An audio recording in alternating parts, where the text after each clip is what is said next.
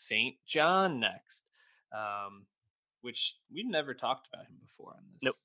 And I was like, why does Dave want to listen to St. John? Why does he want to check out this album? And then I get to the end, and I know exactly why Dave wants to talk about this, because he wants to talk about a song that came out 4 years ago, but was remixed last year and blew up on TikTok. Is that right, Dave? That's correct. Roses, which if you listen to the original St. John song Roses from 2016, you'll hear a very different vibe from the worldwide hit everyone knows today. It's more of like a dance hall song, a much slower tempo, but that remix by Imanbek, a Kazakh DJ. I remember when the remix came out, I was like, is Imanbek like a EDM scene person I'm supposed to know? Am I like not up on Imanbek? No, he's pretty nascent apparently. So that was nice to feel. But yeah, you listen to that remix and like, wow, this is really pitched up. This is quite different, but I think it's a very effective remix. And you understand why it became a TikTok hit, because it is a very catchy beat.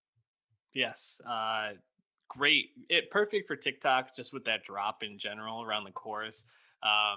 But yeah, the remix is fire. The original song, and especially the future remix, I guess it's on here.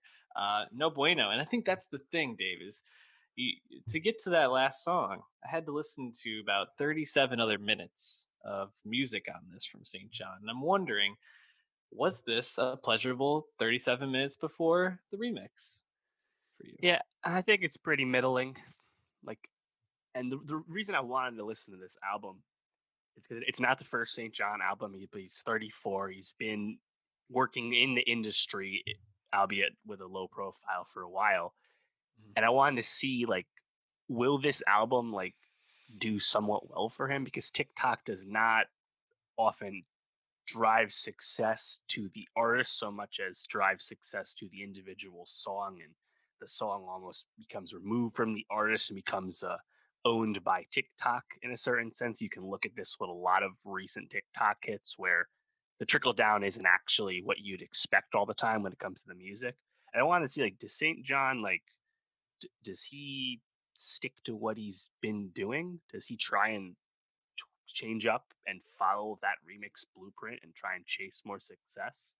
And will it be successful? We'll find that last part out later. But from what I gathered, it seems like he did not compromise who he was. But this kind of R&B and hip hop, light hip hop, is not super special. I don't think. Like, there's some moments I liked on this, but I think it's pretty forgettable. I think the best part about St. John would just kind of be his delivery. He does have a unique voice from time to time. He stands out at least, but the songs themselves aren't often that special.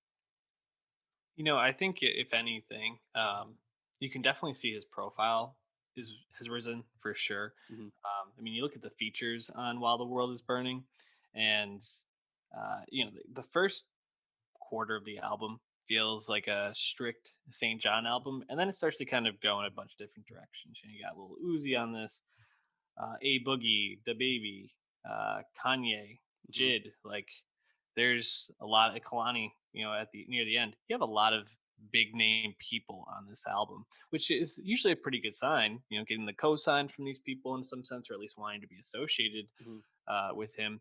I think they come on to varying degrees, and like you said, not all of it's very memorable. But I actually feel like the moments I remember most are the features. Like, I really think Jid kills it. JD is. I really liked his verse, and I think just like as a distinctive, like, it caught my ear while I was listening to this.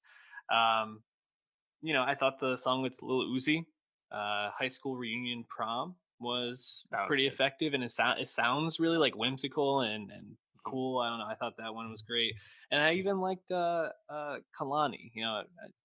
Black 6 Lack. I'm not always big fan of, but I thought Kalani sounded pretty nice. She always kind of brings it. So a couple of good moments, but nothing that I think was super overwhelming.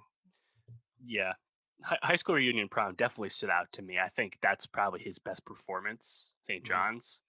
That has a catchy kind of sad boy hook to it, but his verses are a little different tempo as well. And then Uzi, I think, has a really nice flow on that and fits the vibe.